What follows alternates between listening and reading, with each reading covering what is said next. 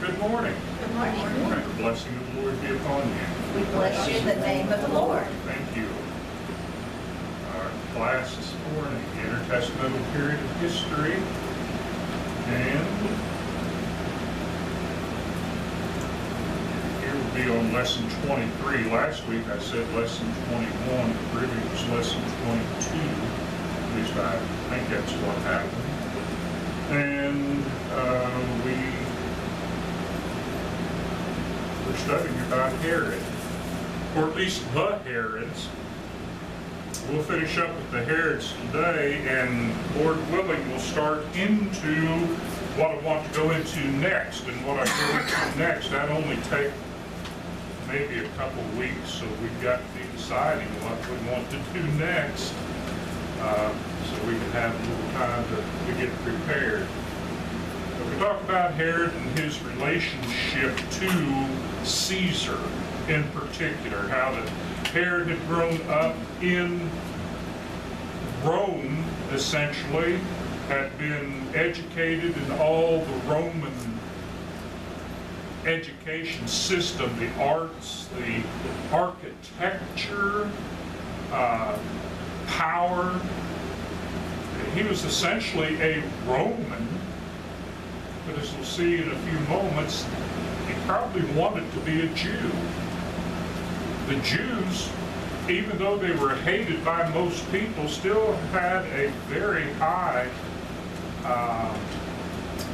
that there was a respect by many, because if you really go back in history and look at each of the periods, even of the times that we looked at, whether it be the Babylonian, well, start with Egypt, with Joseph, and then the Assyrian period and the Babylonian period, especially with Daniel, and the Persian period and on through, we see that the Jews had a very important impact on world politics at that time. Not as a nation, but in certain individuals. And if you go back and look, especially in the Greek period, or just prior to the Greek period, when the Greeks were over Egypt, and we'll talk a little bit more about that in the next section, they had a great influence on world history and world, shall we say, the world education system that really fostered Greek intellectual thought. And in studying some of the things that I've studied, the languages, many of the languages, some scholars will say that Hebrew came from the Aramaic, but it surely looks like Aramaic, Arabic, even Greek, developed along the lines of the ancient Hebrew that Moses had used in writing the Old Testament, writing the law of Moses, essentially. So they left a great imprint on world history very early. Though you don't see that in our history books, and that's, I believe that is because of the anti-Semitic feelings of so many over the years. And you see it even continuing today in our nation, where so many, especially in the colleges and such, they're rioting. They want Jewish people out. They don't want them to go to classes and stuff. There's the anti-Semitic feelings are there, but no one can really deny that they have had, there's been something special in, perhaps in their genetics that lead them to rise to the top in intellectual capacity. Doesn't mean that anybody can't be intellectually smart or powerful, but it seems that there's just something about them, about their nature. in their genetics. So Herod possibly wanted to be Jewish, even though he was the Idumean, even though his family had been forced to become Jewish. But he prided himself on some of the things that he did. And in that sense, he becomes that mad genius that we want to talk about for just a few minutes. Right? And people say he was a mad genius. And we know in history of many mad geniuses. Hitler was a mad genius. More genius turning to mad. People like Stalin, Lenin, King George. You know, there are just many over history that you can look at. They did great things. Nero, the Roman Emperor Nero. They start out, you know, they can do some great things, but then there's something that turns in them, and they become insane. Whether it's the paranoia that's there, or some schizophrenia that becomes involved. But the genius is still there to a large degree. So we'll look at some certain things that he was able to accomplish, just to give some examples of this. Though a certified madman and murderer, Herod had moments of genuine concern about the welfare of the country and a desire to be loved by the Jewish people. He wanted to do things for the Jewish people. He just wanted to remain king, and that's where the tensions lie. In this paranoia and schizophrenic conflict. But the genius of it, we talked about how many times he escaped death and punishment, worked his way around with officials to claim the position that he had, to become king of Judea. Not necessarily king of the Jews yet, but king of Judea. And concerned about the welfare of the country, yeah, he wanted to do things for the people. So, in order to solidify his position as king, he sought a marriage.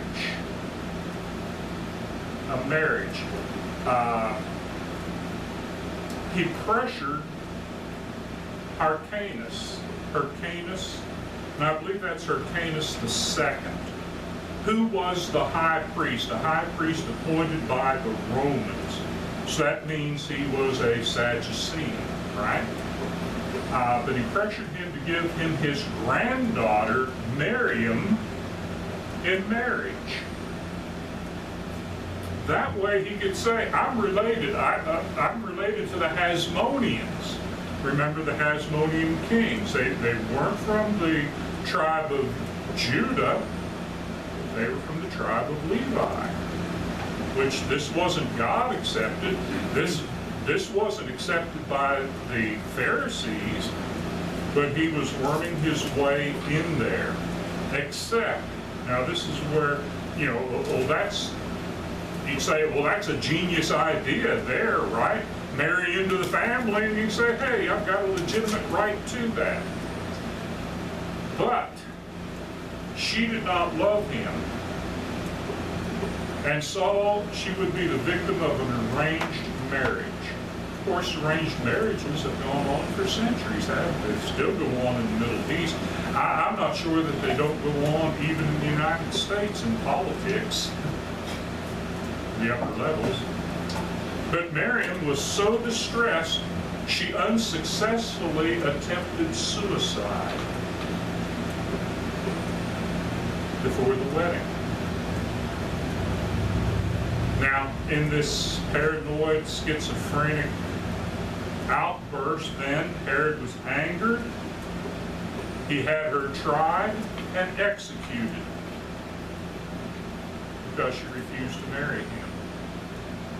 But that didn't stop him. He had her body preserved in honey and went through with the marriage ceremony so he could claim that he wedded the daughter of a royal house.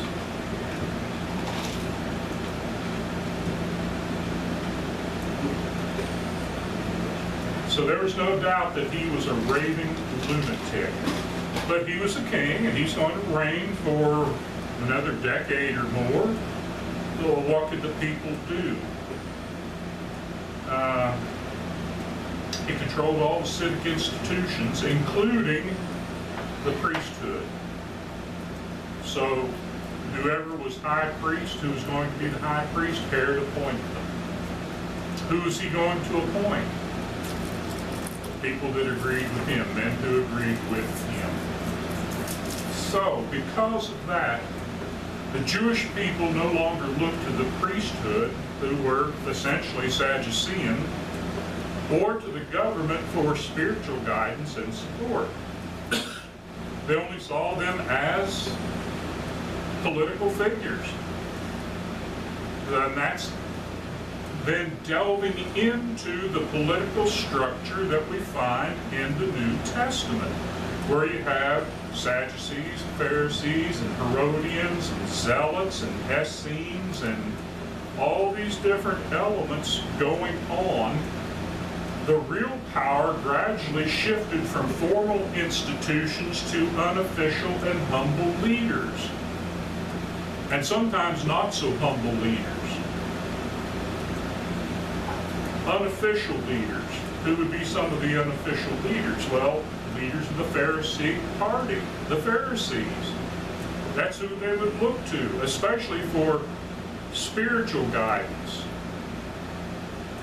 They'd also look to some other groups for political help. How about the Zealots, who would go around killing Roman officials and Roman soldiers? How about men like Barabbas? You remember who Barabbas was? Wasn't he the one that was traded for Jesus? Yeah, Barabbas was in our terms today, we would say he had a militia. And his militia would attack the Romans. It might have been a zealot. But he and two of his followers were arrested. This is after Herod the Great. Were arrested at the same time that Jesus was arrested. Jesus was put on trial. Pilate says, hey, I get to release one prisoner. Who do you want? Do you want Jesus or Barabbas? And they said, we want Barabbas. Jesus was crucified, Barabbas was let go, and the two that were with Barabbas, what happened to them? They were crucified with Jesus. You see where this is coming down to, the culture that developed in Judea at the time of Jesus walking upon the earth. Great Torah leaders, Pharisees, like Hillel and Shammai, offered the people inner strength and substance. We talked about Shammai last week, didn't we? Where Shammai had Herod brought into the Sanhedrin because he had somebody murdered. And when Herod come in with his armed guard, nobody in the Sanhedrin would stand up against Herod except for Shammai. So Herod gets to escape, thanks to Hyrcanus. And later on, when Herod comes back into power, he has all the Sanhedrin punished, maybe probably killed, except for one person, and that's Shammai, because Shammai stood up against him. So he allowed him to live because he was a strong leader. Herod respected strength in people. The beliefs are their beliefs, like Hillel and Shammai, their beliefs and teachings in God's rule, back to the law of Moses, the coming Messiah. Remember, we've talked before about the different concepts of the Messiah. Some thought it was just the Jewish nation itself. Some thought it was going to be a king like David who would come and drive the Romans out. Some thought it would be God coming to earth and maybe establishing 1,000-year reign upon earth, or, they had those different ideas. How about the resurrection? They didn't really have a Testament until the time of Christ. And that's amazing. They didn't have a firm idea about the Hadean realm, which we studied how many years ago now? Remember? I think there's still pictures floating around there. Yeah, but until it came to the New Testament. But we'll look more at that when we look at the text coming out of this period. Okay? And so those things gave people hope, despite this bloody, hollow Roman world that had just gone mad. It was crazy. Yeah, they had the Pax Romana, right? The peace of Rome. But why did they have the peace of Rome? Because they built the Roman road system, and they had their soldiers in every country, and if there was an uprising, what would they do? They'd quash it immediately. Is that strength through power? Peace through power. Peace through strength. Yeah. Okay. So, the world had gone mad. Herod went mad with it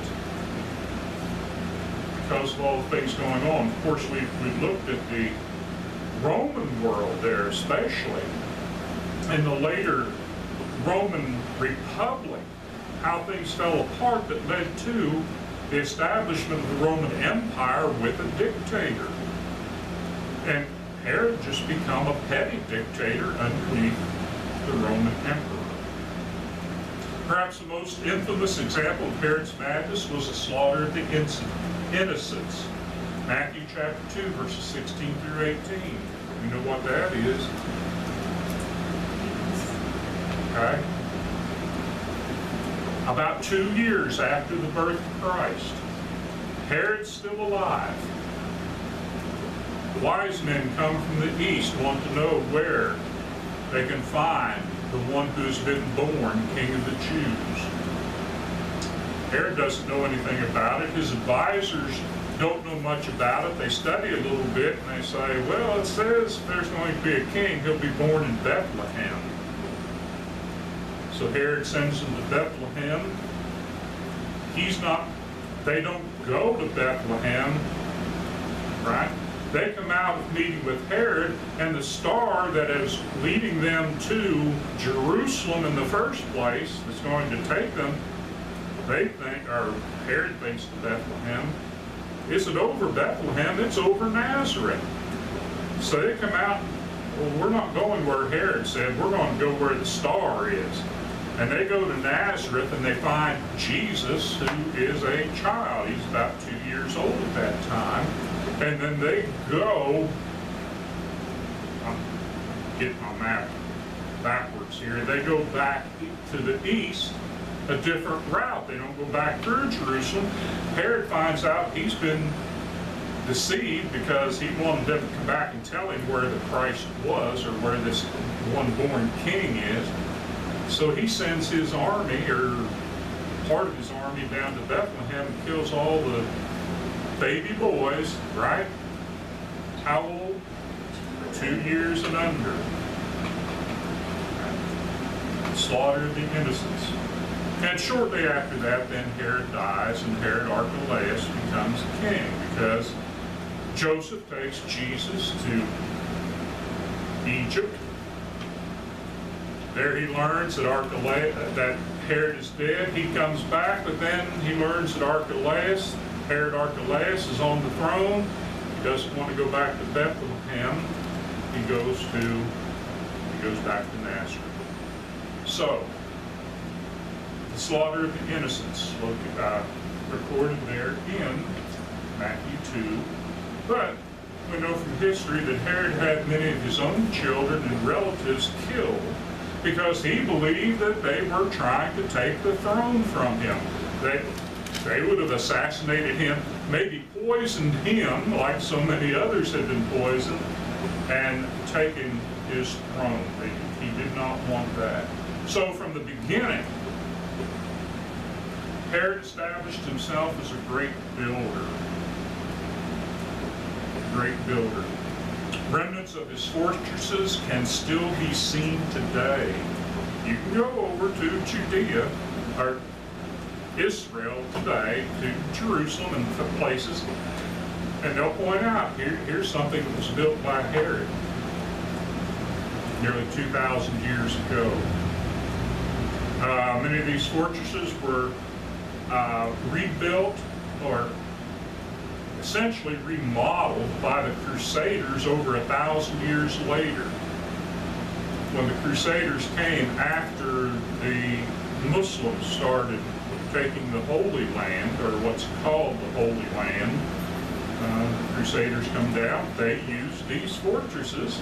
Not only that, but in the early 1900s, the British used these fortresses, remodeled them again when the British had control of that area. Why did they have control of that area? Suez Canal. They're the ones who built the Suez Canal, so they had Egypt, and they controlled that whole area. And they wanted to keep control of it, and they did up until, what, World War II, basically. So, all of Herod's almost impregnable fortresses were strategically placed overlooking the main roads. He knew where to put them. He knew where enemies would come, what they would use. So, ironically, the fortresses built under Roman rule by Herod with Jewish money, taxed money. He taxed them heavily by Jewish slaves and Jewish builders, would be used by the Jews to fight the Romans in what's called the Jewish Wars, AD 66 to 135. Okay? AD 66 to 135. 66 is when they really started the revolt, the war against Rome. 4 years later, AD 70, is when Rome destroyed Jerusalem. Most of the Jews were destroyed at that time, but they did continue. There were remnants who continued to fight until 135, AD 135, when finally the Jews were defeated in their revolt against the Roman Empire. So that's going a little bit further into history than really we want to, but that gives you an idea of this mad genius and what he was building and what it turned into. Now, most importantly though, in 19 BC, King Herod began the most ambitious building project of his life. That was the rebuilding of the temple and the Temple Mount. Remember, the temple had been destroyed by the Babylonians. The exiles came back and they rebuilt a temple, but it wasn't anything like the first temple. But it existed there from, what? We'll say 500 to nearly zero, almost 500 years, 480 years. But in 19 BC, Herod decides he's going to rebuild this. This is going to be his big project. Who's he doing it for? He's doing it for the Jewish nation. The Jews will appreciate me. The Jews will love me. The Pharisees will love me for this. I'm going to make this wonderful. It's going to be huge, borrowing from Trump terminology. It's going to be huge. Okay? You see he's going to rebuild the temple. It takes him a while to rebuild the temple, do all the work. And if the reading that I've done is correct, it gets done about 8 BC.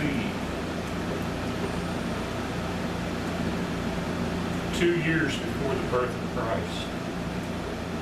2 years before Christ, before Jesus is brought to the temple and presented at the temple. And those verses in the book of Luke about the people of the temple who come, Anna and Zechariah, it's not Zechariah, Simeon, are basically prophesying, oh, now we can die because we've seen the Lord, which refers to an Old Testament prophecy. The Lord will come to his temple. Here he is, he's presented to his temple in 6 BC. John chapter 2, verse 20.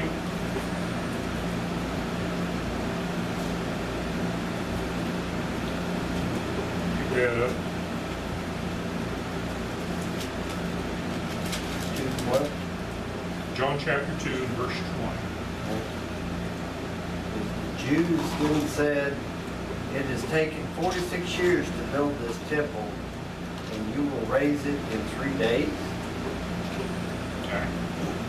That's right after Jesus' baptism. Right after he does his first miracle in Cana in Galilee. He comes to Jerusalem. It's probably a Passover. But some of his disciples are saying, look at this. Look at the wonderful buildings here. Buildings that Herod built in his temple. And it's not just the temple, it's the buildings around. Not just the naos, but the Heron. Jesus looks at it and he says, destroy this temple in 3 days, or destroy this temple and I will rebuild it in 3 days. He said it's taken 46 years to do this, and it probably wasn't done yet. Okay? Started in 19 BC. What's 46 years later?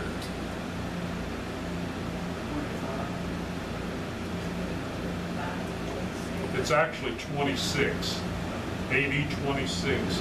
When did Jesus start his ministry, his earthly ministry?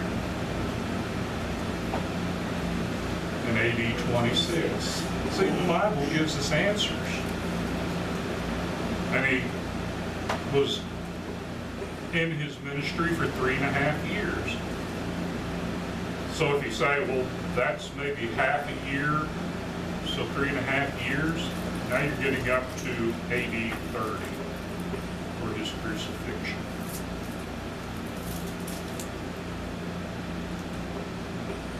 See how the numbers work out there?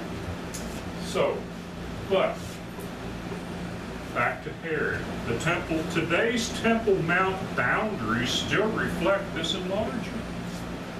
You go over there today, there's a Muslim mosque on, we'll say, the foundation, and there's the western wall. I think that's on your side. You're looking at, yeah. What they call the Wailing The Wall. Wailing Wall is the western wall. But on top of that, and that whole big section up there where that mosque is now, it's small in comparison. That's where the temple and those buildings were that Herod had built at that time. Any questions? Comments on that? Okay. And I already showed you this. This gives you an idea of the Herodian dynasty to a degree. We're just going down through like to the end of the book of Acts, because there are some others for later. Where are they mentioned in the Bible? I'll give you a choice. Do you want to go through the scripture references today? If you want to go through the scripture references, get your Bibles out. We'll go through them. If not, we can go on to introducing the next part of our study. Totally up to you. Let's look at it. Look at them? Okay. So Herod the Great, Luke chapter 1 and 2. Don't have to read the whole thing, but understand this is where it's at. And I'm not so much sure that it's just going to give you an idea. We can pick out some things there.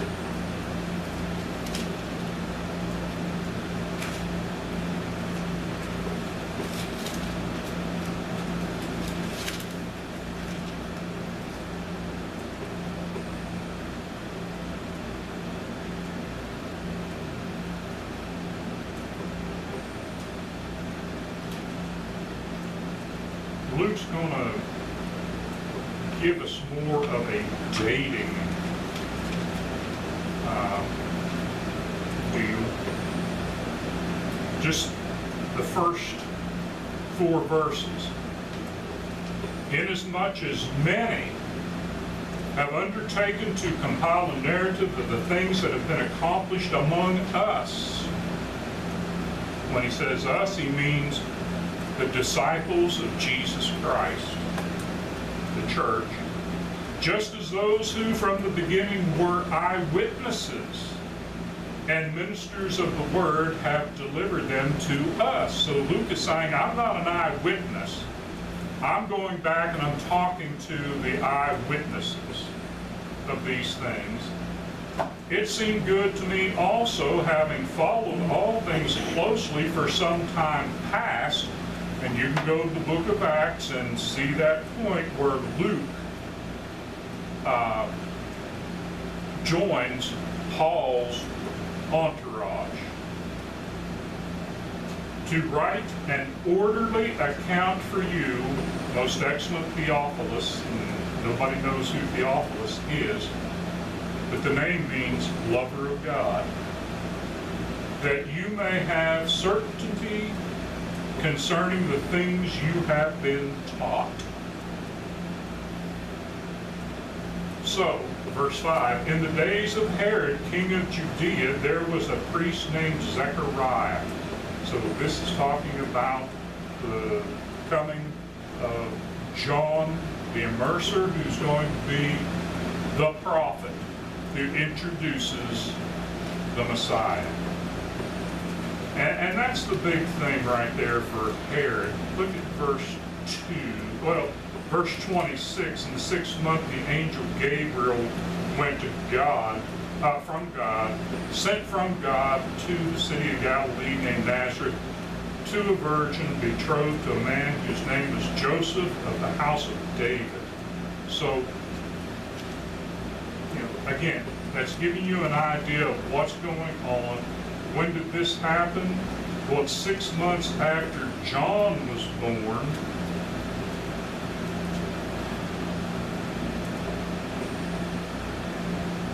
All right.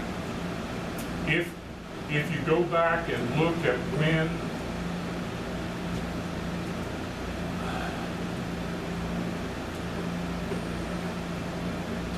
when Zechariah would serve at the temple as a priest, or as a Levite. He's going to put incense on the altar of incense inside the holy place. In his capacity to do that, remember there were so many of those descendants, they had to take turns doing it. So his order was the order of Abijah. And they would serve for 2 weeks. And they would start, as far as I can reckon from my studies, they would start at the Day of Atonement. And in those 2-week periods, his time would come about the end of January in our days. 2 weeks ending January. So in the 2 weeks ending January, Gabriel appears to Zechariah and says, you're going to have a son. And then he's made mute. To Elizabeth. 9 months later, they have a son, John. February, March, April, May, June, July, August, September, October. Right? Follow me? So you got October. Jesus is 6 months younger. November, December, January, February, March, April.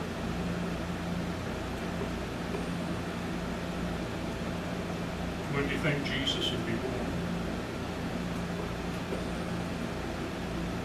Spring. End of March, first part of April.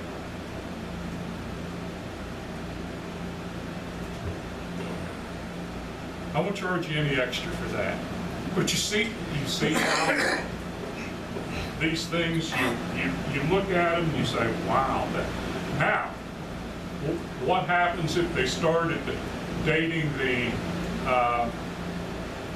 time period for the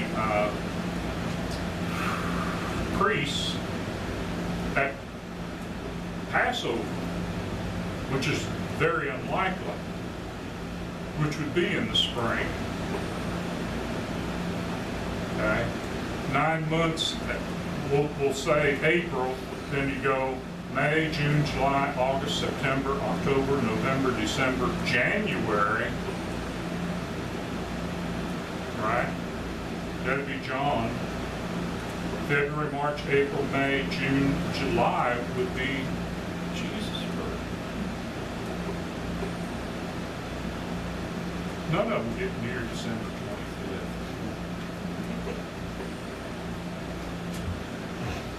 25th. Anyway. All right. Herod the Great had, well, Matthew chapter 2. No, Luke chapter 2. Let's see if there's what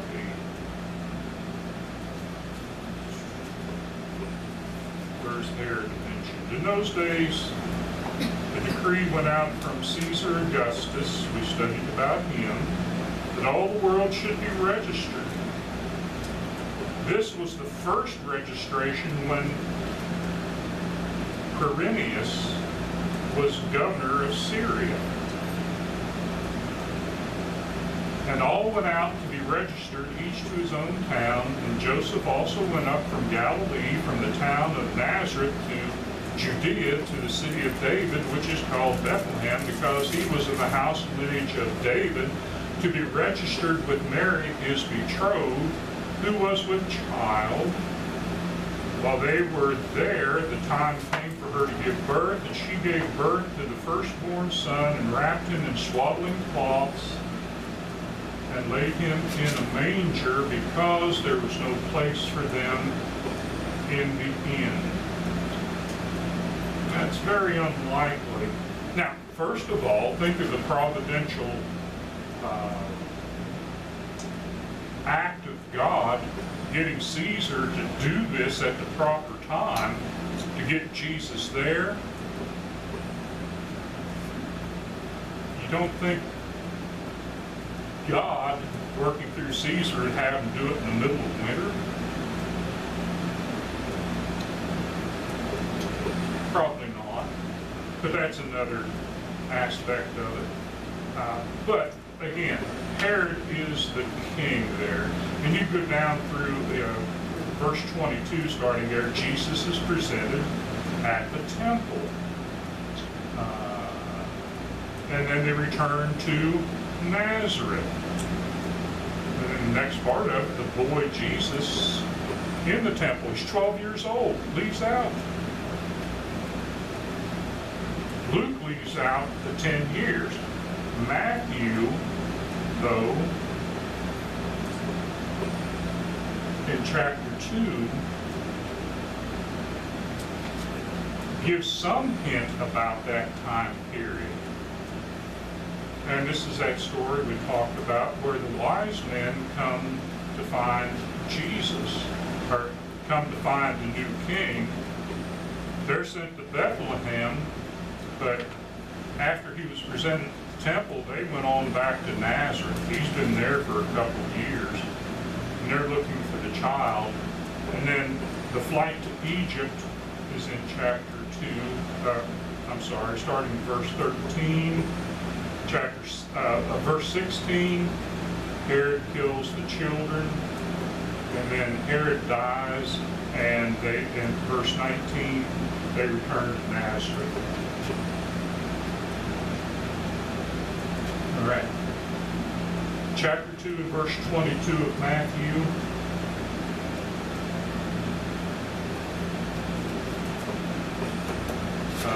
But when he, that's Joseph, heard that Archelaus was reigning over Judea in place of his father Herod, he was afraid to go there to Bethlehem, and being warned in a dream, he withdrew to the district of Galilee.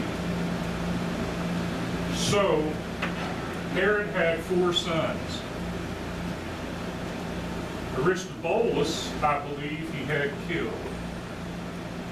Archelaus, Herod and Philip then share, after his death, along with Herod Agrippa I, I believe, the 4 areas of the kingdom: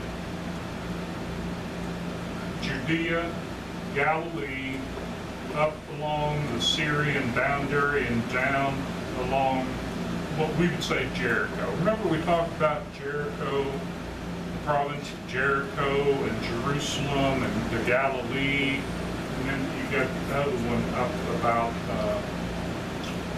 north of the Gadarenes, or in the area of the Gadarenes. But the tetrarch, because it's divided into 4. So Archelaus gets Jerusalem, and the others come into play there. What time have we got? It's 20 after. Do we want to go on? Do we want to go on for a little bit? I'll just give some ideas. So every reference except Archelaus is mentioned in Matthew 2:22, Herod Antipas, every gospel reference except Luke chapter 1, verse 2, and Matthew 2. Later.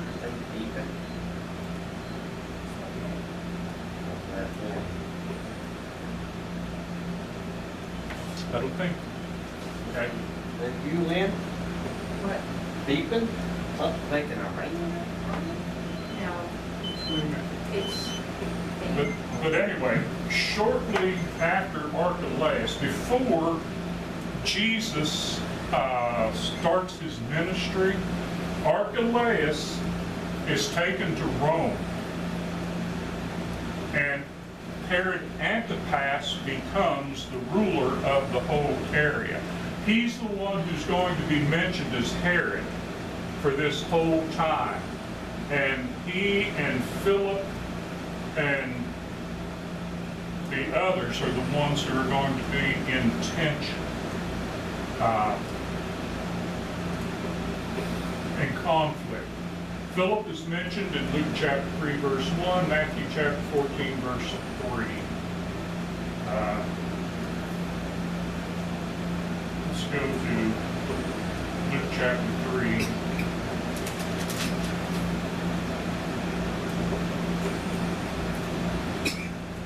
In the 15th year of the reign of Tiberius Caesar, Pontius Pilate being governor of Judea, Archelaus is removed. You get a governor, but Herod still has some power there. And and Herod being tetrarch of Galilee, and his brother Philip, tetrarch of the region of Iturea and Trachonitis, and Licinius, tetrarch of Abilene, during the high priesthood of Annas and Caiaphas. So, look, these things are set in history. It's not like once upon a time, all these fableized things come to pass. This is historic. Herod Agrippa I, every Acts reference, except for 4:27 and 13:1, which refer to Antipas.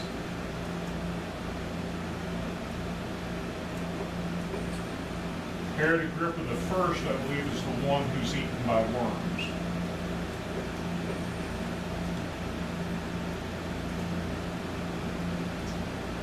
You have Herodias, the wife, Philip's wife, who became Antipas's wife.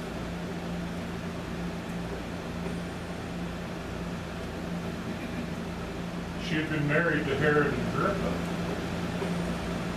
Right? No, had been married to Philip. And this is the one who John preached against. Antipas had John killed. So she's the one that requested him to, she wanted to get from the king, and it was the head, John the Baptist. Right, got Solomon to do it. Right? Then Herod Agrippa II, every Acts reference to Agrippa. Acts chapter 25 through 26. They don't really call him Herod, but basically, but we know it's Agrippa, but not Agrippa the First. He's gone. And Bernice is the wife of Agrippa II, and Drusilla, Agrippa first, son, daughter. Drusilla is the wife of the governor Felix in Acts chapter 24.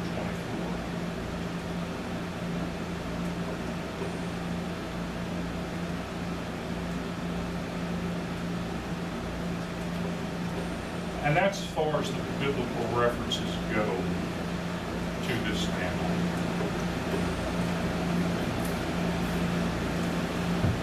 If you want to do a little deeper look at each of those, it's fine. I can let you take a picture from there or off of here after we close, because it's about 25 after. Like you said, it's all historically reported. Yes. Scholars. Right. The problem we have, though, is when we read through the scriptures and we don't do the background study, which Herod's being referred to. You've got to be careful. And that's what, some of the study Bibles, this being a reference where it's not talking about doctrine, where it's talking about the historical narrative of it, those will help you out. But it tells you who's related to who. It's the same way with Caesar. There were a lot of Caesars. Most people think Julius Caesar, that was his name. His name was Julius. He was a Caesar. He was a Caesar. And from what I'm told, Caesar means he had a full head of hair. That's why you see those brushes. It looks like brushes on the professor in Peabody. Is the guy who's sweeping up, he's got like a brush on his head. That's where that full head of hair is. But in the statues and paintings from those eras, they're almost all bald-headed. You notice that? It's strange. Anyway, so we will next week, looky here, I decided to add a fourth part, and it won't take too long. Specific literary works of the Intertestamental Period. We'll look at the Septuagint version, the Greek version, not an in-depth study, just the historical part of it. We'll look at the historical part of the Apocrypha, why it's not accepted by Protestants. May also throw in Josephus, even though he's not in that, but he goes back with the history. But we'll look at some things in that, and that'll give us a couple of weeks to look at things. Okay. Questions? Comments? Very good. We're getting along. We're getting along. Okay. Thank you.